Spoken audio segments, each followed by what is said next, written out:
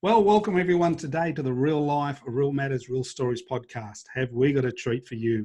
This gentleman I am interviewing today is a philanthropist, a corporate executive, and I hear not a bad photographer as well. And these days, a CEO of Australia's leading charity looking after our veterans, Mr. Ivan Slavich. Welcome to the show. G'day, how's it going, Rob? Absolutely brilliant, mate. And where are you based for our overseas listeners? I'm based in the nation's capital in Canberra, Australia. Yes. Been here for 20 years. It's a great place, great weather. Great weather, yes. But you always weren't in Canberra. Where were you born and where'd you go to school, all that type of? So I grew up and was raised in the Shire, where the hobbits are from. Otherwise known as God's country by those who live in the Shire. So Sutherland Shire in suburb of Gymea. For those who don't know where that is, it's between Sutherland and Cronulla. So Cronulla Beach is pretty well known, and maybe Miranda Fair Shopping Centre. Yep. Which the locals still call Miranda Fair, but non-locals call it Westfield Miranda. At school we used to sing Advanced Miranda Fair. Oh no! So that's in southern Sydney, correct? Yeah, southern Sydney. Yeah. It's at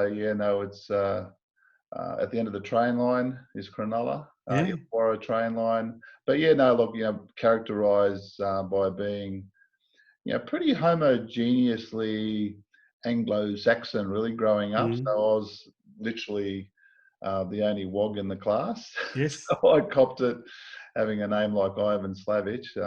Ivan being John, but a lot of people don't realise that Ivan is just the Slavic version of John. So that's why it's so common in those Slavic countries.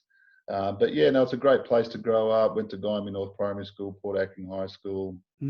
Great schools for me. I've got friends now that I still catch up with quite regularly. So it really is just a lovely place to have grown up, lived there for 26 years. Yeah. So is it true you were in the choir? Yeah, no, I used to live in Gymea and was quite involved with the Ukrainian community as a youngster. So we would get in the VW combi. My dad would pick up three other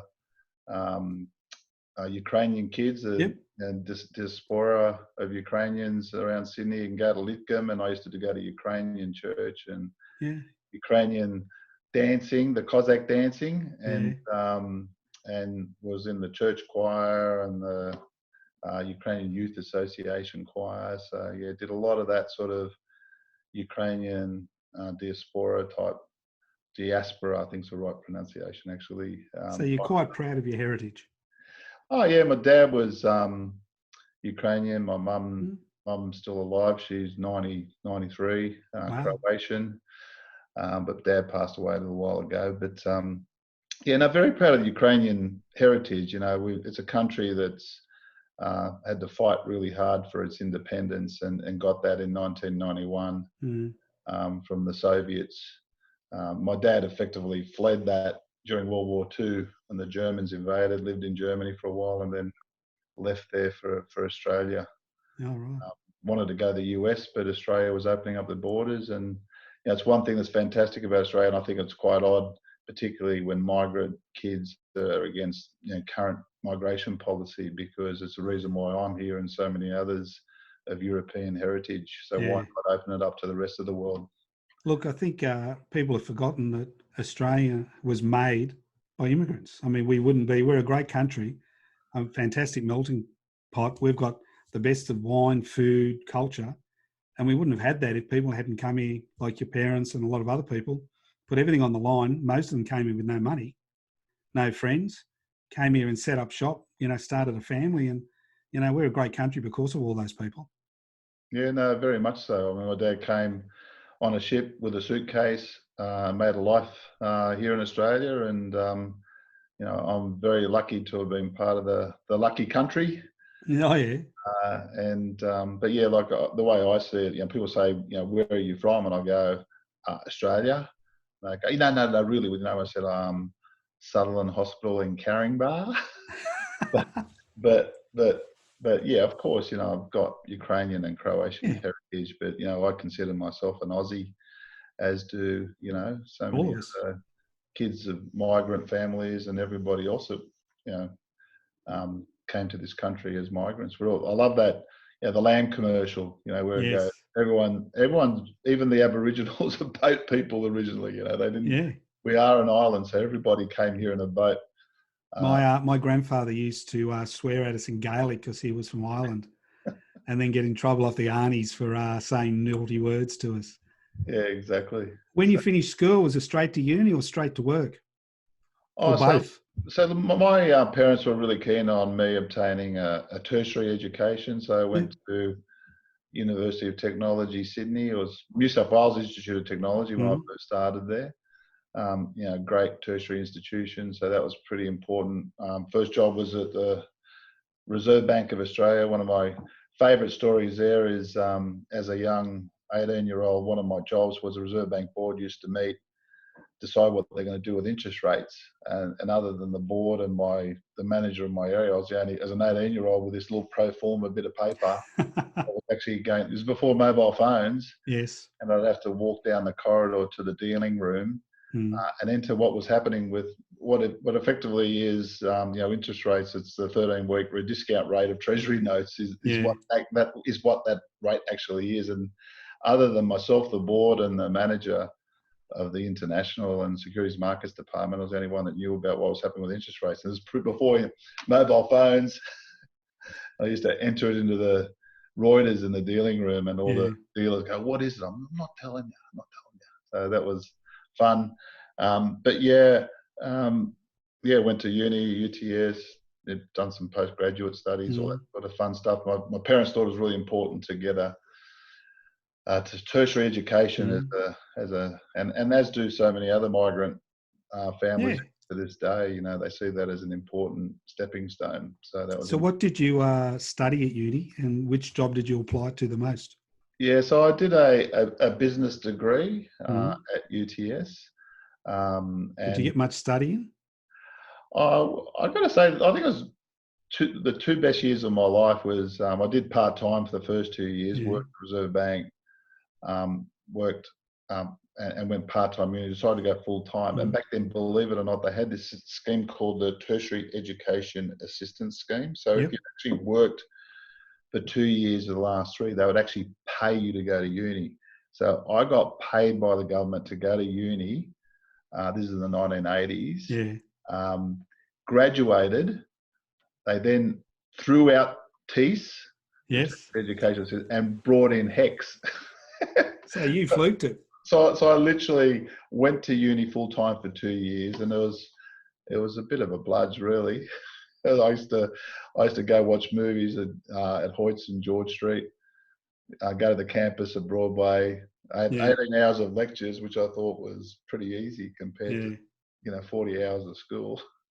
So it was those 2 years, 1985 and 1986, were fun years, and I had plenty of cash to go partying on Friday and Saturday nights. And I used to have my lectures, so they're always Tuesday to Wednesday. So it was a long weekend every weekend, partying in your early 20s. It was awesome. So is that where you and your best mate, from what I hear, used to share girlfriends? Oh, no, that was. See, I do my digging, Mr. Slavich. No, that was at a younger age. So I think you asked, when I had my first kiss, I think was the question. So it was, when we used to do Ukrainian choir, myself and a mate, it was really quite strange. Very innocent, I'm sure. So we'd have this choir practice. End of the choir practice, like we would then go down to the auditorium area, and like the whole choir would go down and watch me kiss one girl and my mate kiss another girl, and it was really quite strange. When I think back on it, and then like after a month or two, we got a bit bored with that and we swapped partners. So we just hope that your lovely wife, who I do know, isn't listening today. I don't even know if she knows that story. She will now. I'll make sure she does. It was hilarious. She'd just roll her eyes, I think. I think, yes, I have met her a couple of times, and yes, she would just roll her eyes and go typical. yeah, very much so. So where did Ivan's journey go after that? Oh, yeah, so look, I was in the Army Reserve for a while. Did that for 6 years whilst working at AGL in the Treasury Department, which I learned a lot of the money market type stuff, which was really cool. And yeah, and then got married in 1990. Yep. To my beautiful wife Anna. Same as me, yes. Yeah, and it's our 30-year wedding anniversary this year. We were going to go to Tahiti, believe it or not, but yes, we've had to change our plans. We're now going to Hayman Island if the Queenslanders ever open up their borders. So, well, we're supposed to be in Thailand and Malaysia, so we've got the same problem. It's just this whole COVID thing's been quite challenging. But yeah, like did ten-pin bowling, catching up with mates. So a big part of my life is family and friends. Yeah, I have lots and lots of good friends. So that's a big part of my life. Mate, I'm just going to take you back a little bit then to the reserve. You're a young man going into the reserve. It was, I know that they did push a lot of people into it, and everyone I've spoken to said they absolutely enjoyed it. What were the couple of things you got out of being in the Army Reserve, and what did you use out of the Army Reserve in your public life? Yeah, well, as you know, I'm the CEO of Soldier On, so it's quite relevant where we enable veterans and their families to thrive. So the Army Reserve we had a lot of fun. I was in artillery, so we got to fire some 105mm howitzers, awesome, which was a lot of fun. And I also, so a lot of team camaraderie and friendship. Thing is, me and my mates had, they regarded us as having some brains, so they stuck us in regimental survey, which was really quite boring. Because we're walking around with theodolites instead of shooting guns. Yes. My mates managed to do a sneaky and got onto the guns without telling us, and they wouldn't let me and my other mate out. So I decided then to do OCTU, which was Officer Cadet Training Unit, to get out and do some infantry work. Yeah. So that was out at Bardia Barracks at Holsworthy. Which is now a housing estate. Yeah, it's a housing estate, but we, so I did OCTU for 18 months and got my Army Reserve commission. It was really weird. Like I won the infantry tactics prize, and then they wouldn't let me go into infantry. They made me go to artillery again. You probably showed a few of them up. Yeah, but I think leadership, teamwork, camaraderie, and look, I've always had like a pretty strong calling to help the community, and I think there's no, to me, those who are in the military have so much, internal, personal integrity and honesty and trust, and there's no greater sacrifice I think than being prepared to put your life on the line for your country and for our democracy, and protecting our way of life, because we know that there are just some unbelievably tyrannical regimes out there.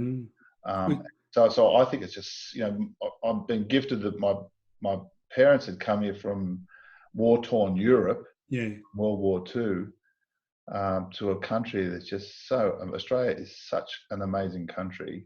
Even the way we've handled with COVID-19. It's such an amazing country in protecting our freedom. And I think those people who are in the military, both those men and women who serve in our military, have answered a high calling in life and prepared their life on the line. I was pretty lucky because there was no major conflicts in the 1980s. But obviously since the 1990s, we've been in a lot of significant conflicts, which, and that's why I've got this job at Soldier On, because I really believe in helping out those veterans and their families who've given so much for our country. Before we're going to get into Soldier On very shortly, I'm going to ask you some questions because a lot of people don't know a lot about it. So I will ask you some nice questions about that so we can give people a better understanding of what you do there. But you before you got to Soldier On, you held a couple of high-profile, very most people call stressful corporate gigs. And you had a lot of responsibility, very similar as if you're in the Army. How did you handle them when it came to the tough decisions you've had? Everyone knows, and when you're in those roles, you have to make unpopular decisions. You have to make popular ones. It's easy just to sit back. But knowing you the way I do, you normally take it up as a challenge. How did you handle those times? Yeah, so it's a very good question. I mean, so I've been in a number of executive roles. Mm. I've been a general manager in AGL Yep. Energy, which is a big energy company. CEO of Transact, which was a tier 2 telco Mm. with 350 staff. Sat on the IONET executive for 18 months. The CEO of Energy Action for 2 years, and currently the CEO of Soldier On. So yeah, I think leadership can be quite stressful, particularly if you're in a CEO or a GM role. Yeah. And I think as long as you're focused on what it is that your organisation does, and giving back to the community. I mean, I liked AGL because it was life's essentials with electricity and gas. I like telco because telecommunications are so important, with IONET and Transact. Energy Action, very big in the energy space, providing consulting help for businesses to get lower their energy costs and get the best outcome. And I think the hardest part as a leader is, you know, that I quite like Wolf Jarvis, who's a psychologist from New Zealand, who I don't think is alive anymore, but he came up with this concept of 4-quadrant leadership, which I think is a really good way of leading people. And one thing he talks about is a leader can be hostile to their staff, or they can identify with the staff or be neutral. What he would say is you've got to be empathetic. And it's all about leading people. It's not, I think a lot of people get into management positions and think about, they manage things and don't focus enough on the leading people. So at the end of the day, it's a leadership role. You've got to get the people that are working with you, not necessarily for you, but with you, try to get an outcome. And you've got to be empathetic. You can't identify. You can't, like if someone's going through some stressful situation at work, you can't just then fall into pieces. You've got to be the leader and try to lead through that, whatever the issue is or whatever the challenge or task is. And by the same token, I just can't believe some leaders who take this neutral or hostile approach.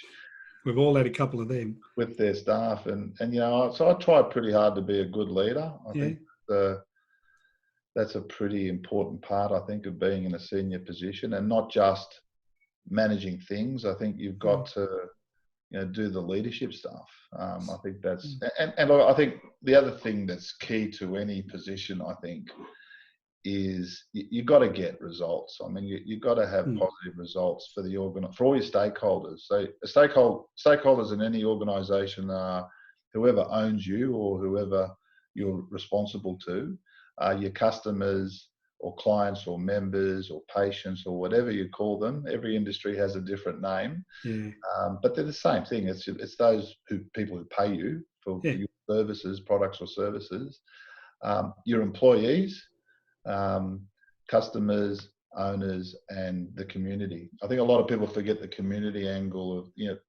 reason why organisations exist are to service the community. So you can't, a lot of organisations forget about the community. So how important is downtime to executives and managers, and what do you do when you've been in those roles to relax and to disengage so you don't totally fry yourself, to say?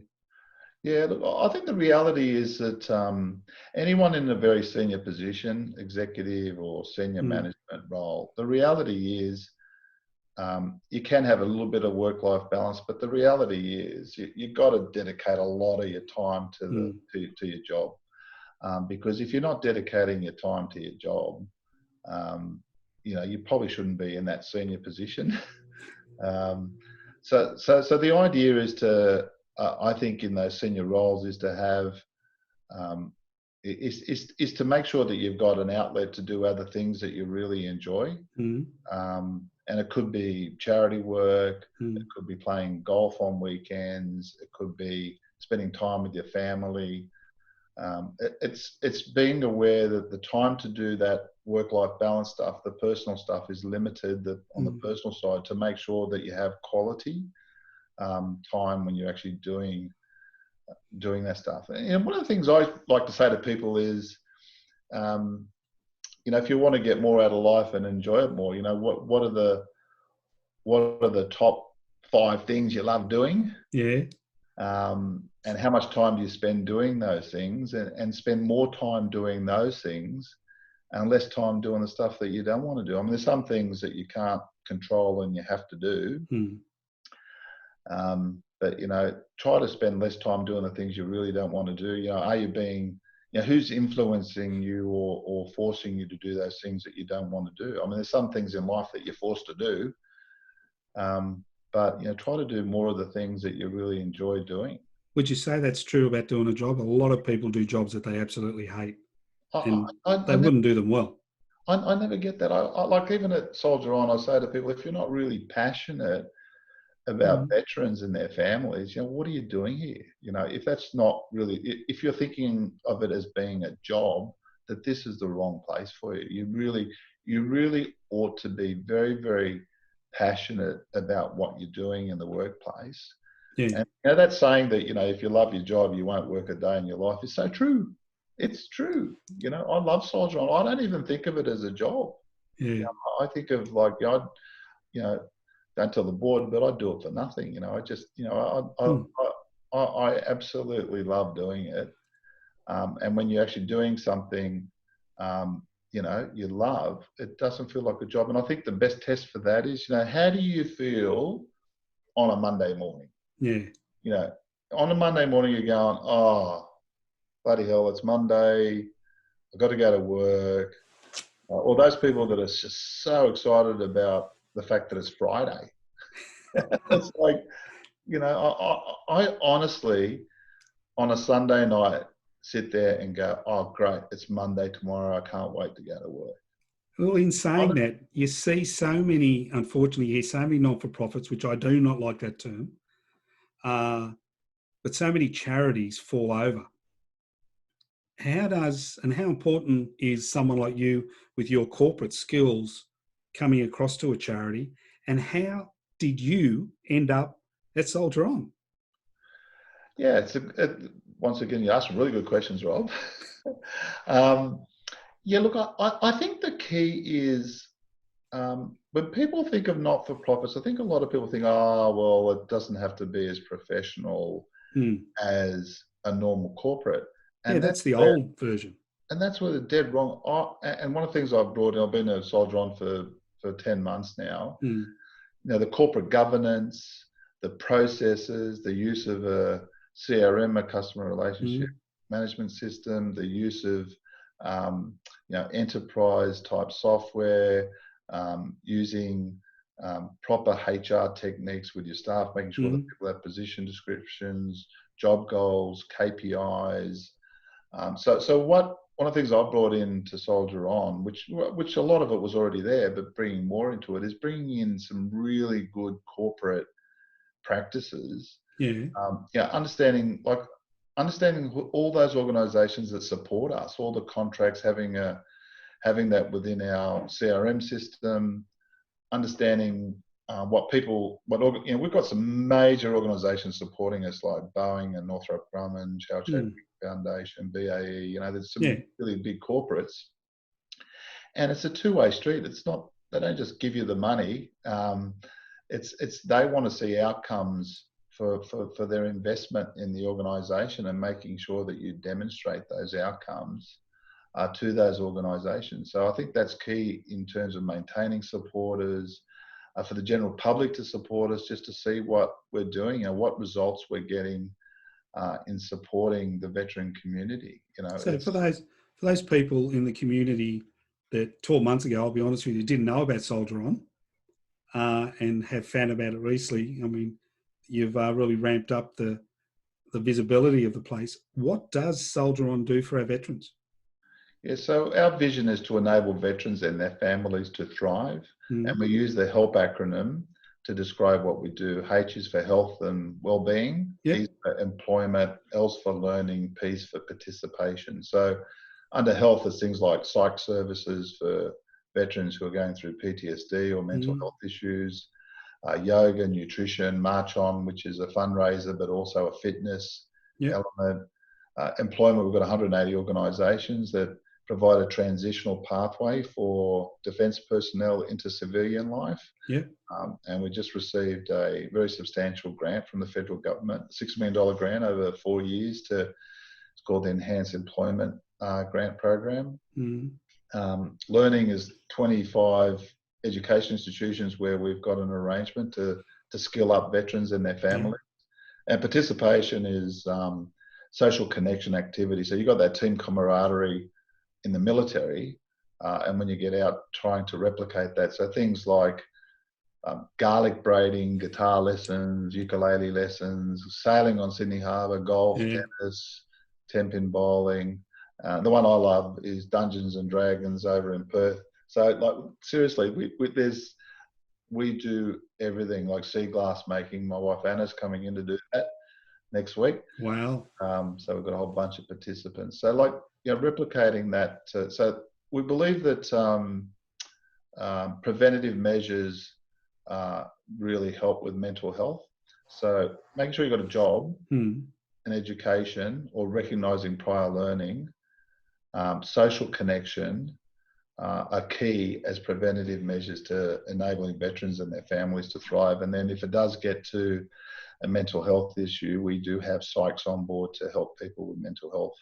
Yeah, I've been lucky enough to speak to a couple of returned SAS soldiers who have seen active service, and they've told us both of them are now out. One is about 8 year gap between them, and the difference in them is amazing, because the one that's been out the longest has now tapped into all his leadership training and everything that he has. The other one, he ended up having to get in with a couple of their friends to form a company to work together, because that's all they knew. And they did struggle initially. He told me when they first came out of the service to interact with civilians, as they call us. And it was just what they were used to. They'd gone from incredibly stressful, very situations that I would never ever have to be in, but done their job for their country. And they've come out and they struggled. And he said it took him 3 years to get back into the community and work out what skills he'd learned and where to use them. Absolutely. And look, a lot of the discussion around veterans is that veterans are damaged. The reality is that veterans are extremely capable people. They've got so much discipline and training and leadership skills, or whatever their craft was in the military, logistics, signals, and using that to in the civilian, IT, big area is IT, comms, logistics. Where it's difficult, where we find people that really have difficulty are ones that have very specialised skills in the military. So, for example, if you're firing a howitzer, there's not too many applications for that when you get out. So, and also the lower ranks as well. So I think people in higher ranking positions tend to have less problems trying to find their feet. Not always, that's not always the case, but often they find their feet with key position on boards, for example, defence industry boards. If you're a lieutenant general or a major general, it's much easier to get a job, because people know that you know the inner workings of the military for product and service acquisition in the future. So the lower ranks often have more difficulty when they get out. So, a lot of our cohort is trying to help them, both men and women, when they get out of the military. So 10 years ago, there was very little support for our veterans when they finished their service or they came back from active service. We've come a long way now. Do you see what you do now and a charity like yours actually having to get much bigger as we move forward to look after all these people? So look, if you count the number of people we're talking about, so since 1990, 290,000 Australian men and women have served in the military. Jeez. If you take their families into account, about 1 million people have a direct relationship with the military. So you think about Australia's population of 25 million, 1 million of the 25 million have a direct relationship with the military. It's a really, That's really a high big ratio. number. And so the number of participants and their families that soldier on services, and there's lots and lots of ex-service organisations who we work very closely with. I mean, we work with the RSL and Legacy and Mates for Mates and a lot of these other Wounded Warriors. I mean, there's lots of other ESOs. We work with them as well to make sure we don't duplicate and help each other out. But yeah, look, we're only touching the surface, and I've got 50 people working at Soldier On plus about 300 volunteers. So we've got 350 people that have some form of interaction with Soldier On and the broader community, veteran community, and general community. And you know, we could still service 4 times as many people. We have to turn people away because of funding. So we've got a tax appeal going at the moment. If people want to find a home for their, hopefully this will be on before 30 June. So it'll be on in a couple of days. Yeah. Thinking about that now, you've had an amazing career. You're now doing what a lot of people wish they get the opportunity to do, is to give back. If you wind it back to a 19, 20-year-old Ivan who's just got out of school, and you look at what you've done and where you've gone, what would you tell yourself? Yeah, look, I must admit I've been pretty happy with how things have gone in my life. And I think to a 20-year-old, I'd say, look, just do the things. Try not to, sweat the small stuff. Yeah. Because I think I did a lot of sweating, and I still do. I think we worry about I think we've all been guilty of that. Try not to worry about that, and focus on the things that make you happy. Try to. I got involved in community activity, like you and I are both quite involved with Camp Quality, and Camp Quality Escapade Family is awesome, and helping kids living with cancer up to the age of 13. I'm really passionate about Camp Quality to the same extent as what I'm passionate about Soldier On. But sort of like, I reckon to a 20-year-old, I reckon give a bit more back to the community. I think I was probably, as a younger person, a little bit too focused just on myself and my mates, and so in the last 20 years of my life, I've been much more involved with community activities. But hey, it could have been just a function of circumstances as well that created that scenario. Maybe I wouldn't have been able to get to a position to be able to do that community work had I not been focused as a youngster. So if I've turned around and you've got a table for you and 4 mates, or 4, it doesn't matter who, at the Brumbies down there in Canberra, and it's a cold winter's night, you can invite anybody, living or dead, male or female, whatever. Who would you invite and why? I must admit, I had lots of the fun things working at ActuAgil was we did have a corporate box on the halfway line, and we got to invite a lot of people. Can't do that nowadays, but we are doing a lot of other fun stuff like we're doing a big golf vet-am soon. But yeah, the people I invite, like I'm a big fan of Neil deGrasse Tyson, the astrophysicist in the US, and he hosted Cosmos. I don't know if you ever watched that, but he's an amazing, intelligent guy. Big fan of Joe Rogan at the moment. I listen to his podcasts. He's very, very good. I've always loved Dr. Carl. Dr. Carl. That's an interesting compared to the first 2. Yeah, he's the first one's a bit of a science. I think if I would have loved to have been a historian or a scientist, but there just wasn't enough money in it. But I'm fascinated with those topics. Richard Dawkins, who's wrote The Delusion, and just to top it off, I'd love to have an atheist like Richard Dawkins and have Jesus or someone like that there as well, and say to Jesus, I'm not that I'm not really religious, but I'd love to. Conversation. I'd love to meet him. That would be pretty awesome. So you really love people who would challenge. They don't take the status quo. They love to disrupt and poke and yeah. in a good way. I think all those 5 people would are probably regarded as, I think, intellectual disruptors. Jesus was the ultimate disruptor, wasn't he? He was, yeah. Disrupted the Judaism, and Richard Dawkins is, leader of the atheist movement.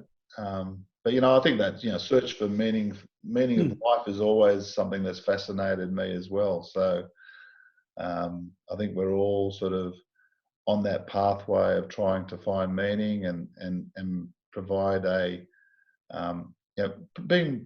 providing something useful to society.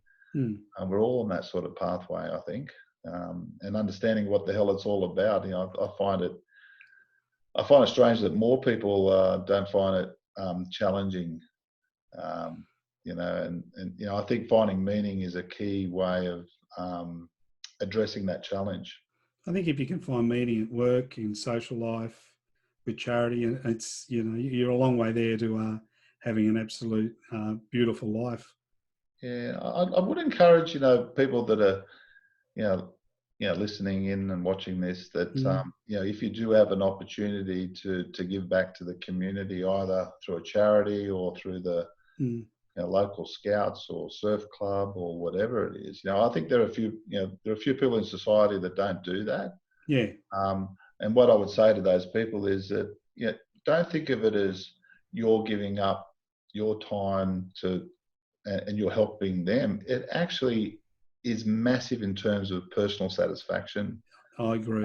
I get so much personal satisfaction out of doing my community work with Camp Quality and Soldier On. And to a large extent, you asked about, why am I here at Soldier On? There was like 200 applicants for the CEO role, and I think the normal mold is putting someone in who's like an ex-general or brigadier, and they put someone in. My rank in the Army Reserve was second lieutenant, so I wasn't a senior officer.